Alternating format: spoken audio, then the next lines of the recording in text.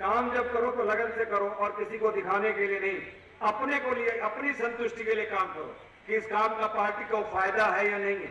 ये lesson number 1 है। दूसरी बात यह है कि बहुत आशा ना करो। मेरे से देखो आप, मैं 1977 के अंदर यूनिवर्सिटी का प्रेसिडेंट बना। उसके बाद मेरे को पहली टिकट मिली 1996 में। कितने साल के बाद बताओ, कितने साल के बाद मिली? जोर से बोलो। 19 साल के बाद मिली। रामचंद्र जी का वनवास कितने साल में खत्म हुआ था? उनका वनवास 14 साल में। मेरे को 19 साल के बाद मिली।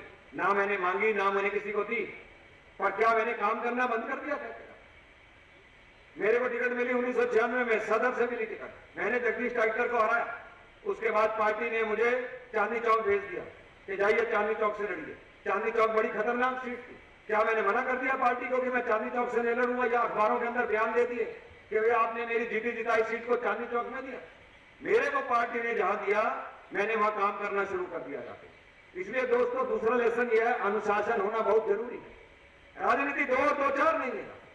जो लोग सोचते हैं राजनीति 2 और 2 4 नहीं है, वो नहीं है। अफसर आते हैं, आपको अफसर को गैप करना है। आप जानते हो, पहली जब हमने प्रेस कॉन्फ्रेंस की थी, पहली बनने के बाद प्रेस कॉन्फ्रेंस की थी, उसमें हमने सिर्फ एक आवाज उठाई थी कि जिस दिन बीजेपी सत्ता के अंदर आएगी 2013 के अंदर, हम बिजली के दामों को 30% तक घटा देंगे। और इस बात की हमने घोषणा बड़े जोर से करी थी। 30% दाम घटा देंगे। और उसको अखबार वालों ने, उसको अपोजिशन ने, उसको गवर्नमेंट ने बड़ा सीरियसली लिया था। हम जो कहते हैं वो करते हैं। और मैं अपने बारे में ये कह सकता हूं कि मेरे अंदर वो उत्साह है कि जो करके दिखा सकते हैं। आपको मालूम है, इस देश के अंदर लॉटरी लाखों लोगों को बर्बाद करती थी। मकान बेचते थे, आभूषण बेचते थे, दुकान बेच देते थे लॉटरी के लिए। लाखों लोग बर्बाद हो रहे थे। उस लॉटरी को बंद कराने वाला कोई नहीं, आपके सहयोग से उसको बंद करवाने वाला आपका छोटा भाई विजय गोयल था, जिसने लॉटरी को बंद करा दिया। उससे मेरे को एक उत्साह मिला इस बात के लिए कि कौन कहता है आसमान में छेद नहीं हो सकता, कौन कहता है आसमान में छेद नहीं हो सकता। हिम्मत से एक पत्थर तो उछालो यार। आप भी किसी भी चीज को मन से करेंगे, वो काम पूरा हो सकता है। दोस्तों, जब मैंने कहा कि मैं बिजली के दाम 30% हम कम करा सकते हैं बीजेपी, वो 2 कारणों से कहा। मैं शॉर्ट में आपको बताता हूं ताकि आपके पास मैसेज जाए और ताकि आप लोग ये ना समझे कि हम केवल भाषण दे रहे हैं जाके। ये दिल्ली सरकार भी उन टिप्स को ले तो करा सकती है। जिस समय 2002 के अंदर बिजली कंपनियां आई थी, उस समय उनको ये कहा गया था कि सारी बिजली कंपनियां पूरी दिल्ली के अंदर बिजली देंगी। यानी कि आपको रिलायंस से लेनी है तो रिलायंस से लीजिए, और दूसरी कंपनी का क्या नाम है? जोर से बोला करो यार। टाटा से लेनी है तो टाटा से लीजिए। और जैसे मोबाइल की आप सर्विस लेते हैं, एयरटेल से लें, वोडाफोन से लें, तो उनके कंपटीशन में रेट आप आगे हैं 1 रुपया पर मिनट, या पता नहीं 30 सेकंड पर मिनट रेट आ गया। उसी तरीके से इन कंपनियों के भी रेट कंपटीशन में कम आ जाते हैं। पर इन्होंने क्या किया, आधी दिल्ली एक की मोनोपोली, आधी दिल्ली दूसरी बॉम्बे। बॉम्बे के अंदर भी इस समय, मुंबई के अंदर आपकी मर्जी होती है किसी भी कंपनी से आप बिजली लें, और एक कंपनी आपको क्वालिटी बिजली नहीं दे रही, सस्ती बिजली नहीं दे रही, तो लाखों लोग स्विच कर जाते हैं दूसरी कंपनी के ऊपर। तो अगर उनमें कंपटीशन होगा, फॉर्मूला नंबर 1, फॉर्मूला नंबर 2, हम तो ग्लोबल टेंडर कर देंगे कि भाई ये बिजली कंपनियां आज 5 रुपए 50 पैसे के अंदर बिजली दे रही है, तो आप आइए और आप बताइए आपका टेंडर कितने का होगा, कितने का टेंडर आप करते हैं। तो आप देखेंगे ग्लोबल टेंडर करने के बाद इनके रेट कम आ जाएंगे। तीसरा, ये कंपनियां 17% मुनाफा लेती हैं, क्या काम करें नहीं करें, वो चोरी रोकें नहीं रोकें, कुछ भी ना निकम्मापन करें, तो भी इनको 17% प्रॉफिट दे रखी है सरकार ने। उसके ऊपर जब डीआरसी इनके कंपनी के दाम बढ़ाती है, वो इनकी बैलेंस शीट देती है, और इसकी बैलेंस शीट के अंदर वो जानबूझकर नुकसान देते हैं। वो जानबूझकर नुकसान देते हैं बैलेंस शीटों के अंदर। क्यों नुकसान देते हैं? ताकि वो रेट आपके बढ़ा सकें। एक balance sheet power finance corporation में जाती है, वो अलग, एक जाती है इनकम टैक्स में प्रॉफिट की अलग, और एक डीआरसी के अंदर जाती है नुकसान की, वो अलग। जब हमने इन सबको ग्रिल किया कि ये 3-3 बैलेंस शीटें आप देख रहे हो, तो कहते हैं गोयल साहब हम जांच करेंगे। हम आएंगे तो जो बैलेंस शीट्स हैं उनको चेक करेंगे, हम इनका सीएजी ऑडिट कराएंगे, हम इनको आरटीआई के अंदर लाएंगे, उसके बाद ये कंपनियां बेईमानियां नहीं कर सकती। आपको मालूम है 49% की भागीदार दिल्ली की सरकार। 4 फ्लैटों में 4 मीटर लगने चाहिए, 4 मीटर में 4 न्यूट्रल लगने चाहिए। ये एक न्यूट्रल लगा देते हैं 4 मीटरों के अंदर। वो न्यूट्रल लगाने की जिम्मेदारी जो है इन कंपनियों की है, किंतु ये कहते हैं कंज्यूमर की, गलत, इन कंपनियों की है। वो जब एक न्यूट्रल 4 मीटरों में जाता है, तो आपका बिजली का बिल, दूसरे का बिजली का बिल आपके बिजली के बिल के अंदर जुड़ जाता है, आपका जुड़ जाता है। तो ऐसी बहुत सारी चीजें हैं जो हम ठीक कर सकते हैं। ये लोग ठीक करने के लिए तैयार नहीं है। इसलिए हमने कहा है जिस दिन चाहे मुख्यमंत्री शीला दीक्षित हमारे पर किसी प्लेटफॉर्म के ऊपर बहस कर ले, हम उनको चुनौती देते हैं कि हम 30% दाम को कम करा के भारतीय जनता पार्टी दिखा सकती है। वो जिस फर्जी प्लेटफॉर्म पे, टेलीविजन के चैनल पे हमसे बहस कर सकती है। दूसरा इशू पानी का बहुत बड़ा है। ये जो पानी का मुद्दा है ये बहुत बड़ा है। आपको मालूम होगा कि सरकार बताती है कि दिल्ली के अंदर पानी कितने एमजीडी है। कौन बताएगा आप में से? दिल्ली के अंदर सरकार के हिसाब से पानी कितने एमजीडी है बताओ? कितना कितना बोल रहे हैं?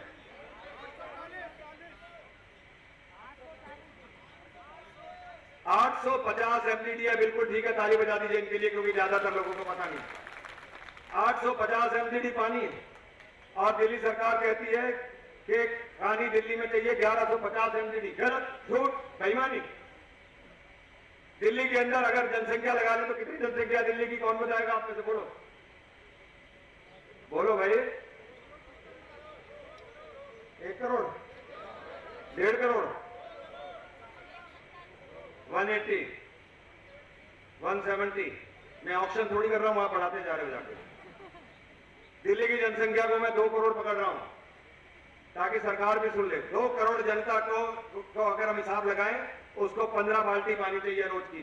अगर 15 बाल्टी के पानी के हिसाब से हम पानी को जोड़ लें तो 650 एमजीडी बनता है। और दिल्ली की सरकार के पास कितना पैसा है? कितना पानी है? 800, 850 एमजीडी पानी है। 200 एमजीडी पानी अभी भी बचता है।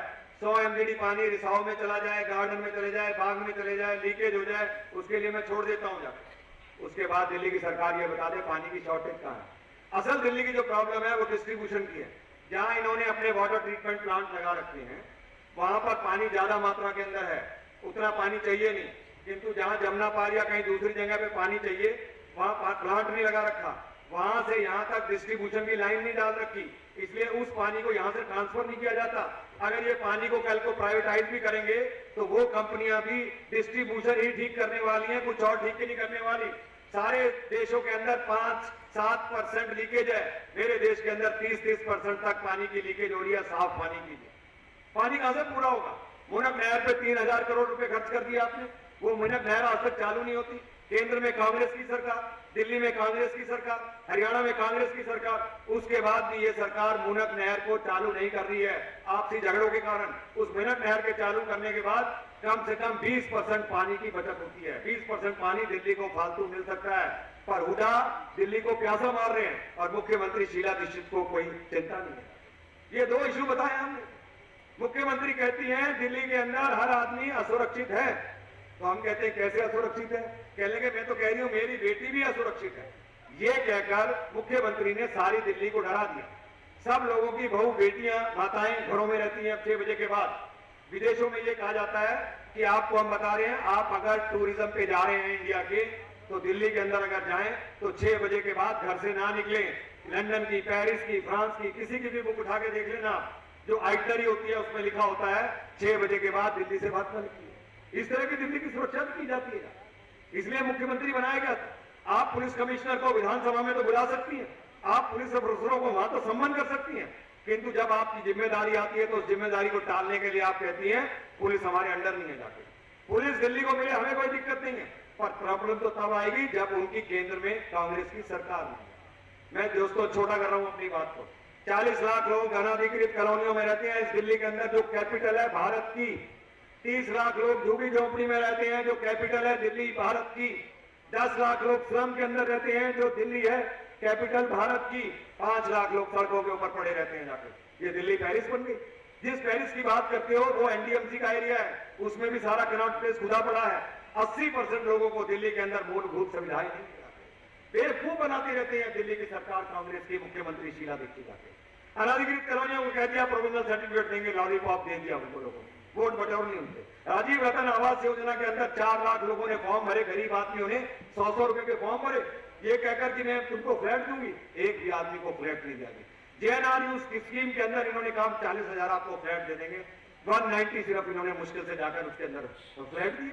सीएजी की रिपोर्ट उठा के देख ली, अस्पतालों के अंदर कहते हैं, सरकारी अस्पतालों में सीएजी की रिपोर्ट कहती है ना डॉक्टर है, ना नर्सें हैं, ना इमरजेंसी सर्विस है, ना मेडिकल कैंप है, और जो एम्बुलेंसेज है उसमें डॉक्टर अपने परिवारों को और बच्चों को घुमाने के अंदर लगे हुए। ये मैं नहीं कह रहा हूं, विजय गोयल नहीं कह रहा है, ये सीएजी की रिपोर्ट्स कह रही है। आज दिल्ली के अंदर मैं ये घोषणा करना चाहता हूं, आज दिल्ली के अंदर कोई ऐसा कॉर्पोरेशन के अंदर अफसर नहीं होगा जो हमारे किसी कार्यकर्ता की बिल्डिंग के ऊपर आंख उठा के देख लेगा या उसको तोड़ने भी आएगा। पर तो इसका मतलब ये नहीं अनऑथराइज बनाना शुरू कर देना, आप अनऑथराइज मत बनाना शुरू कर देना, पहले बता रहा हूं। आज हमारे कार्यकर्ता को कोई पुलिस का आदमी हाथ नहीं लगा सकता, और ये मैं सिर्फ पुलिस और कमिश्नर की बात नहीं कर रहा, दिल्ली सरकार के अंदर आप में से किसी भी कार्यकर्ता के ऊपर कोई आंच आ जाए, समझ लेना भारतीय जनता पार्टी के लोग उसके लिए आगे खड़े हो जाएंगे। विजय गोयल के दरवाजे अपने कार्यकर्ताओं के लिए 24 घंटे खुले हैं, आधी रात को आओगे तो आधी रात को आपके लिए काम करेंगे। वो बैठी है मनमोहन सेन वहां पर, देखिए वो बैठी है, उसके चेहरे पर मेरे को देखकर प्रसन्नता आ जाती है। इसलिए नहीं प्रसन्नता आ जाती है कि मेरा चेहरा कोई बहुत अच्छा है, इसलिए प्रसन्नता आ जाती है कि एक बार वो बेचारी संकट में आ गई, उसके संकट में आने के बाद मैंने उसको अनएक्सपेक्टेड हेल्प कर दी, और वो कोई बड़ी हेल्प नहीं थी, किंतु उसको ये नहीं लगता था कि कोई आदमी उसके लिए आएगा और उसकी हेल्प करेगा। आज भी मैं देखता हूं उसके चेहरे के ऊपर रौनक आ जाती है जब मैं आता हूं। आप भी जब लोगों की हेल्प करोगे, मदद करोगे, तो आपके चेहरों के ऊपर भी, तो आप समझ लीजिए, आप हेल्प करोगे तो सामने वाला देखकर आपको खुश होगा। जानते हो बिजली का सबसे बड़ा कारण क्या है? बिजली के बिल जो ज्यादा आते हैं उसके बारे में लोग विरोध क्यों नहीं करते सड़कों पे? कौन बता सकते हैं आप में से? बिजली के बिल इतने ज्यादा आ रहे हैं, लोग सड़क पे खुद क्यों नहीं निकल रहे? कोई बताएगा? अरे बोलो भाई, हैं जी? किसमें? मुकदमे उनके ऊपर होते नहीं रहते। कोई कहता है, कोई सुनने वाला नहीं है ना। असल कारण मैं बताता हूं, असल कारण ये है, सबको एक जैसा बिजली का बिल आता है, तो लोग कहते हैं खाली मेरे को थोड़ी ज्यादा आ रहा है, पड़ोसी को भी तो ज्यादा आ रहा है जाके, तो इसमें चिंता की बात क्या? आपने देखा होगा, आधी रात को अगर हम सो रहे हो और बिजली चली जाए तो बाप कहता है बेटे को, बेटा उठ, देख हमारी बिजली गई है या सारे मोहल्ले की गई है जी। बेटा उठता है, खिड़की में से पर्दा उठाता है, कहता है पापा सारे मोहल्ले की गई है, सो जा, फिर कोई बात नहीं, आगे फिर सो जा। ऐसे ही हम कर रहे हैं। जाइए ना पार्कों के अंदर, सवेरे किसने आपको काम करने से रोका है? पार्कों में जाइए, लोगों को खड़ा करिए, बताइए बिजली और पानी के बारे में, अनाधिकृत कॉलोनी के बारे में, गांवों की सड़कों के बारे में, गैस का सिलेंडर के बारे में। गैस 120 रुपए किलो खरीद रहा है, कौन खरीद रहा है? गरीब आदमी खरीद रहा है जाके, और जो ठीक आदमी है वो 35 रुपए किलो के अंदर पाइपलाइन से उसको गैस आ दिया। गरीब 120 खरीद रहा है क्योंकि उसके पास राशन कार्ड नहीं है। राशन कार्ड इसलिए नहीं है कि ये सरकार मोहर लगाने को तैयार नहीं है, ये सरकार पैसों से वोटों को खरीदना चाहती है, वो हम होने नहीं देंगे। इसलिए दोनों हाथ खड़े करके जोर से चिल्ला के बोलना, और बोलना तब जब मन के अंदर, आत्मा के अंदर ये बात आए, ईमानदारी से बोलना है, क्योंकि बोलना ऐसा नहीं होता, बोलना मन से बोलना होता है। तो जोर से बोलिए, लड़ने को तैयार हो? अभी चिल्लाए नहीं हो, चिल्ला के बोलो, लड़ने को तैयार हो?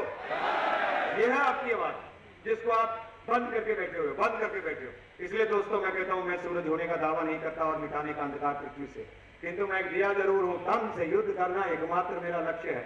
हवाएं भी खोकी और अंदर तकलीफों की मेरी लौ को डिगा तो सकती हैं, लेकिन बुझा नहीं सकती। लौ को डिगा तो सकती हैं, बुझा नहीं सकती। जय हिंद, जय भारत।